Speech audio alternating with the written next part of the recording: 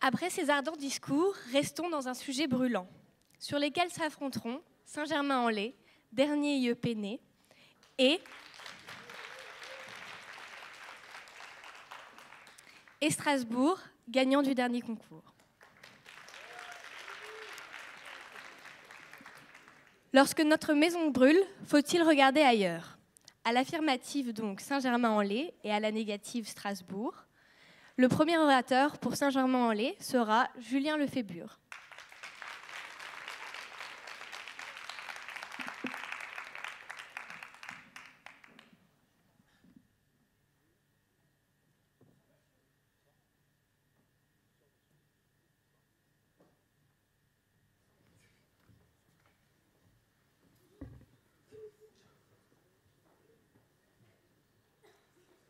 Cher jury, mesdames, mesdemoiselles, messieurs, l'heure est grave. Notre maison est en feu, mais notre cœur est de marbre. Je ne sais pas ce qui s'est passé, et à vrai dire, là n'est pas la question. Ma maison brûle. Mon chien n'aura pas eu le temps d'apprécier sa pâtée. Je ne verrai plus le PSG réduire à feu et à sang les espoirs du Racing Club de Strasbourg, et ma femme n'a plus de vêtements, la pauvre. Non, le temps n'est pas à la plaisanterie. Plutôt que de regarder ma maison, je tourne les yeux vers la maison de mes chers voisins, les Lambert, si fiers de leur tête de sanglier au-dessus de la cheminée, pour voir si la leur ne brûle pas également. Car si la mienne est en feu, il se pourrait que tout le quartier se soit embrasé. André Gide ne disait-il pas que l'important soit dans ton regard, non dans la chose regardée? Il faut, et c'est même un devoir, que de regarder ailleurs. Car en effet, l'important est d'être sauf et que ses proches le soient également. Qu'importe la perte d'une maison, à côté de la perte d'un être cher, la propriété ou la vie, portons haut ce regard altruiste à la place d'un regard tristement et implacablement égoïste. Je n'ai pas le temps de souffrir, mon esprit vise ailleurs. À la question, y a-t-il une utilité à rester sur le pas de sa porte à regarder sa maison brûler? Nous répondons négativement, car en plus d'être inutile, c'est dangereux. Nous nous accorderons à dire que perdre sa maison est quelque peu dramatique. Par conséquent, pourquoi se faire souffrir?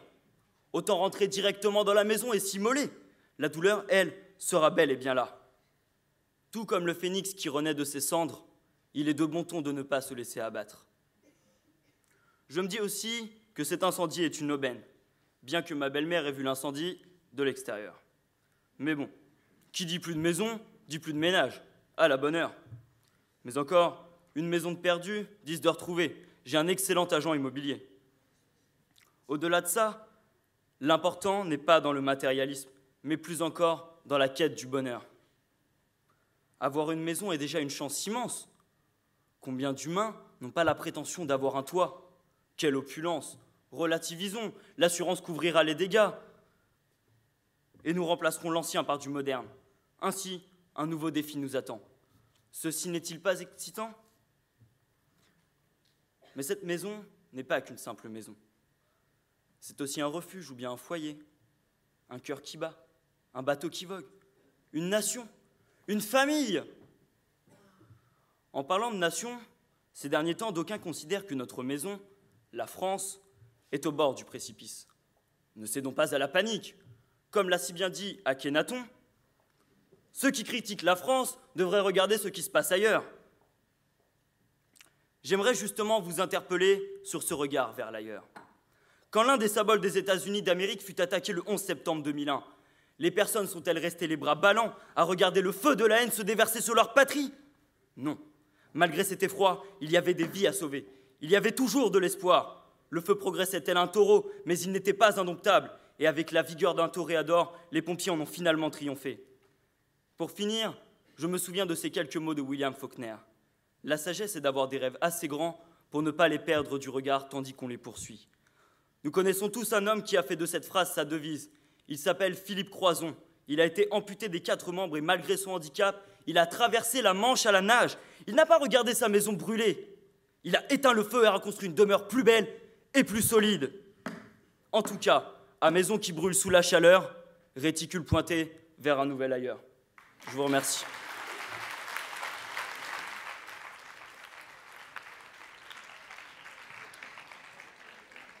À la négative pour Strasbourg, Louis Wellingaz.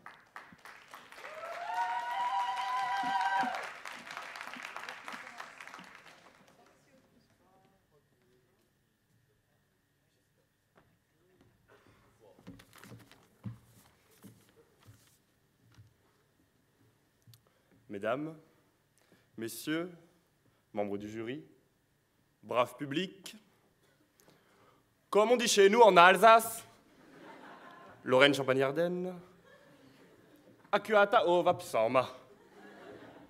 Autrement dit, bonsoir. Au nom de la délégation strasbourgeoise, je tiens tout d'abord à remercier chaleureusement l'IEP de Lille pour ce très bel accueil.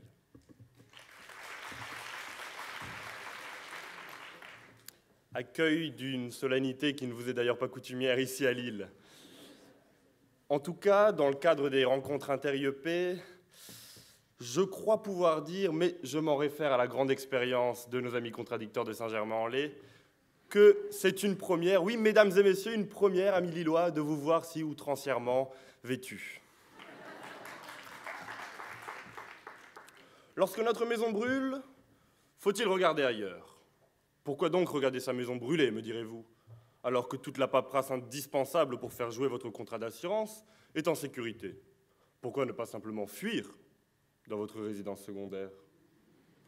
Après tout, le feu a pris, c'est trop tard. Eh bien, voyez-vous, messieurs, dames, cette fatalité coupable que l'on veut nous opposer, elle est contraire à ce que l'humanité tout entière, depuis 2000 ans, c'est long 2000 ans, a pensé de plus haut et à rêver de plus noble. Feu Jeanne d'Arc elle-même, en son temps,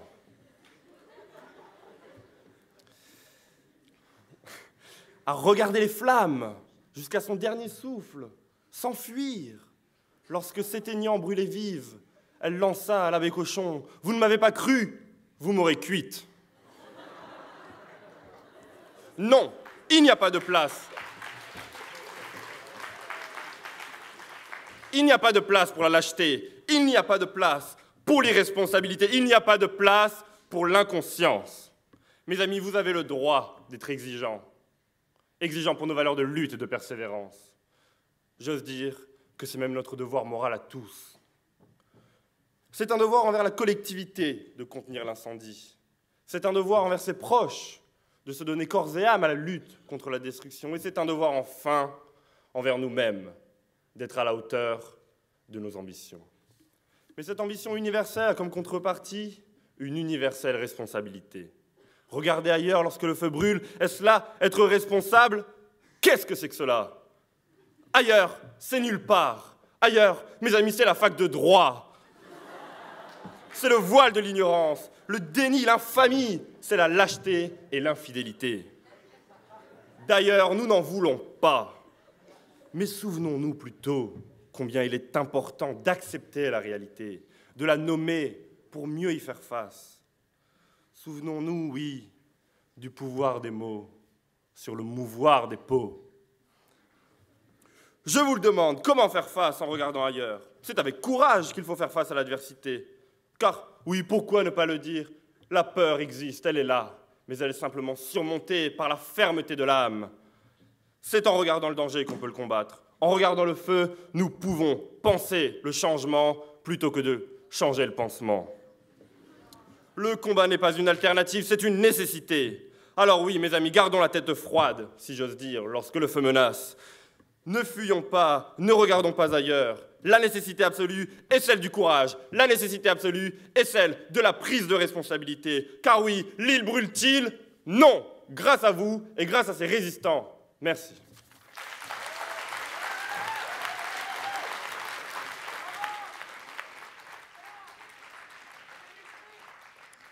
À l'affirmative pour Saint-Germain-en-Laye, Vincent Serroussi.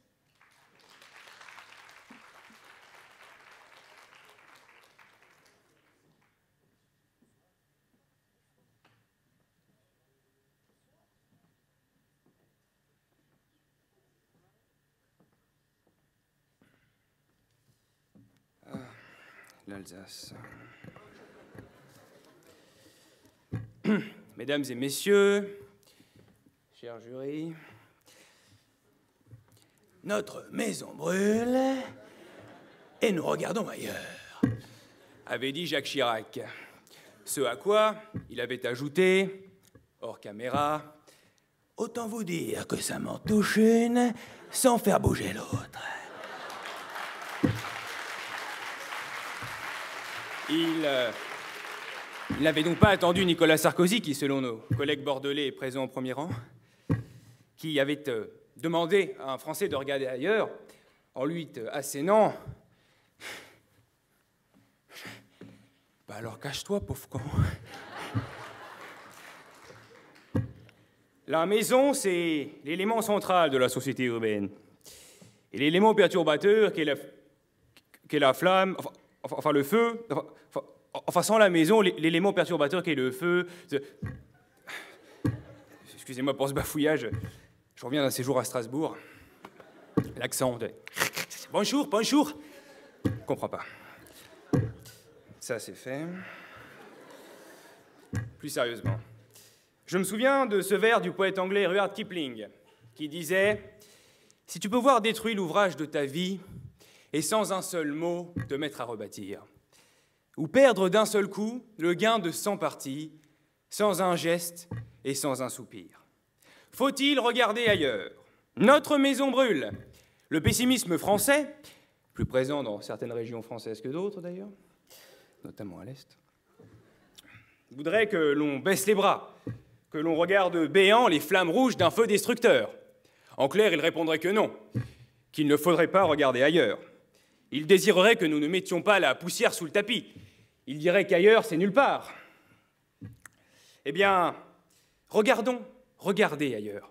Je réponds oui, et je vais vers ce oui de l'avenir, parce que toute innovation s'est construite sur des ruines. Comme disait Hegel, toute positivité est passée par une négativité. Ce oui de l'espérance, parce qu'un De Gaulle, un Jean Moulin, et même plus paradoxalement un Daniel Cordier, ont regardé ailleurs, vers Londres, au lieu de contempler la débâcle de Vichy. Ils contemplèrent cet ailleurs que l'on condamne aujourd'hui, pour mieux reconstruire la maison France, encore fumante, de l'après-guerre. Regardons plus grand, regardons plus fort. Adolphe Thiers disait « La mort est l'espérance de qui n'en a plus ». Voulez-vous rester inerte, le cœur glacé, en contemplant un paysage funeste, une maison qui brûle, un pays à feu et à sang, une planète dévastée? Ou voulez-vous agir?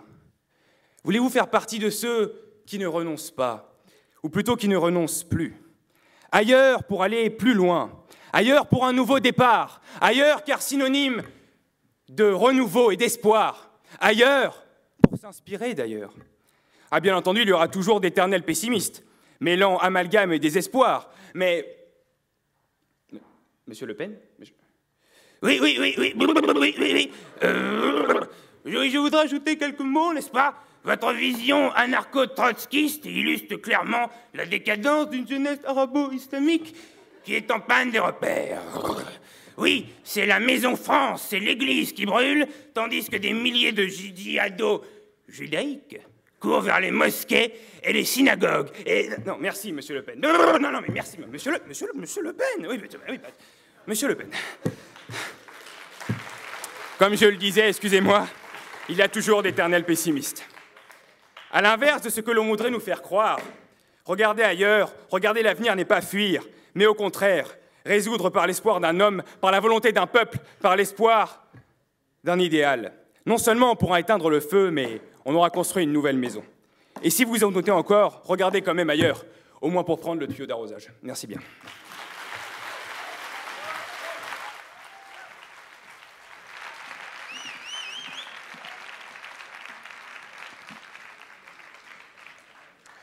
À la négative, pour Strasbourg, Benoît David.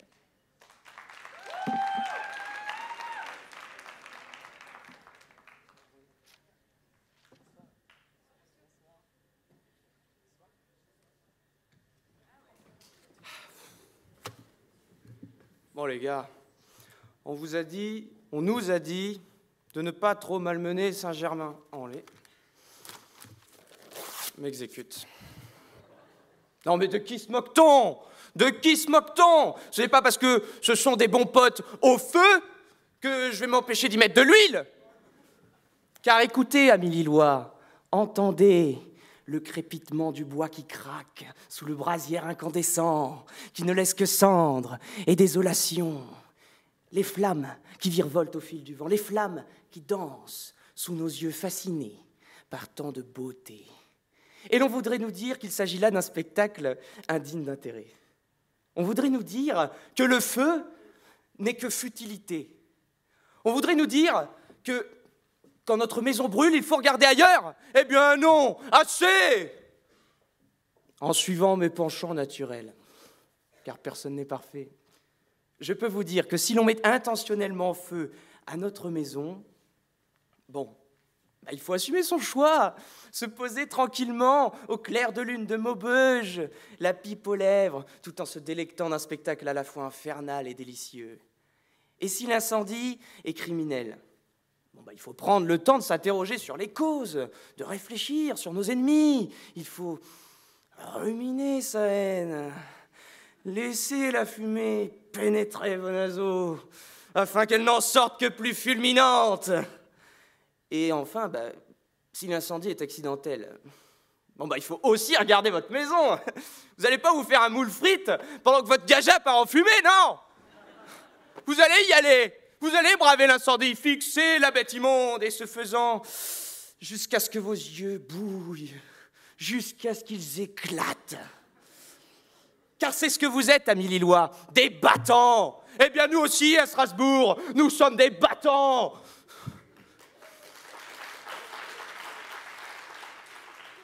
Et je peux vous dire que si l'île était à feu et à sang, nous serions parmi les premiers à prendre les armes. Car qui peut avoir le culot de ne regarder ailleurs quand sa maison brûle, si ce ne sont les nantis, les désinvoltes, les Saint-Germanois?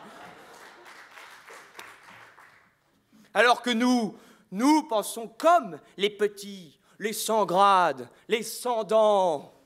Ont-ils seulement le choix?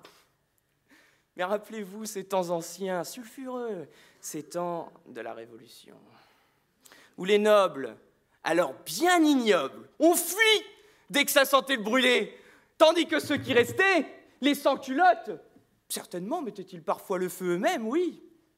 Mais n'était-ce pas là la flamme de la résistance face à l'oppression? Alors arrêtons de faire fi de tout feu, car comme le phénix renaît de ses cendres, des ruines d'un pays peut renaître une nation. Donc non, il ne faut pas regarder ailleurs quand notre maison brûle. Pourquoi? Parce qu'il faut observer les flammes, caresser les murs, la fumée s'échapper en volute d'une toiture béante. C'est la déflagration diabolique d'un enfer sur sa fin, le dernier soupir d'un monde en déclin. Alors, l'île brûle-t-il? Oui, mais du feu sacré, grâce à ces révolutionnaires, grâce à vous.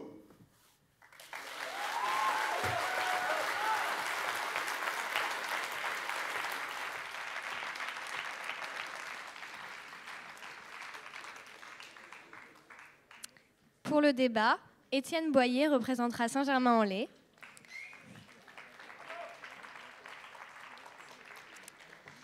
Et Gauthier Bernard représentera Strasbourg.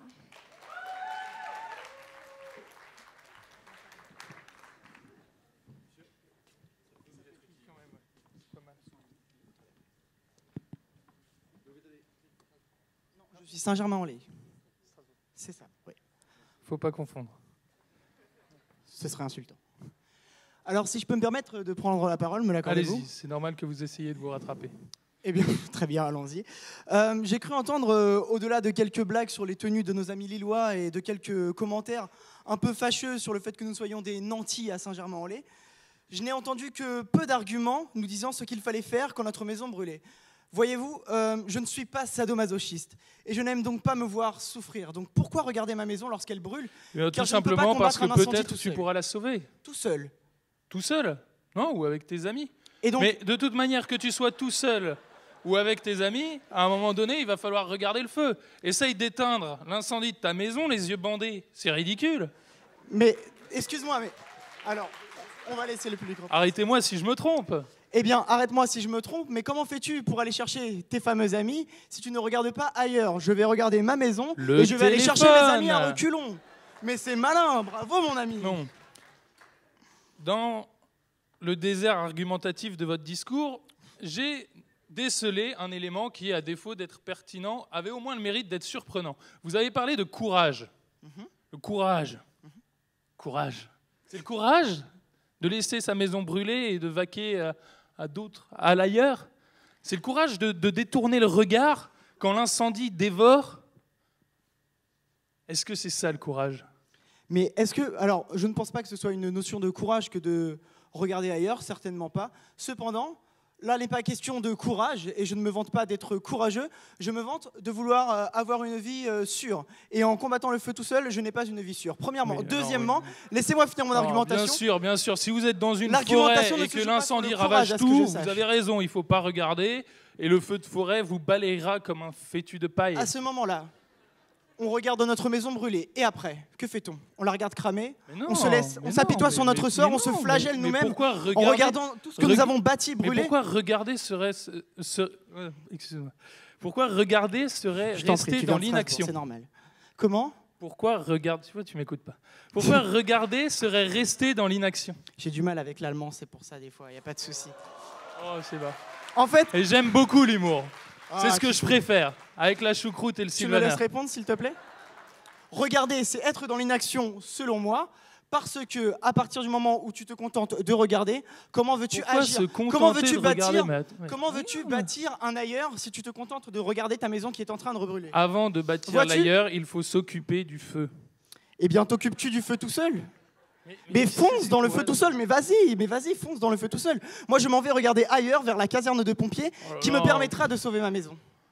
Alors ça, quel courage, quelle leçon. Donc, tu vas regarder ta maison brûler, juste parce que tu es tout seul. Mais je ne veux pas regarder ma maison brûler, justement. Ah oui, non, tu veux en plus partir. Ouais, super. Oui, c'est vrai. Autant pour moi. Pas de souci. Ouais, ça me paraît beaucoup plus logique tout de suite. Merci beaucoup, monsieur. Oui, c'est pas mal. Il n'y a pas de souci. Merci à vous.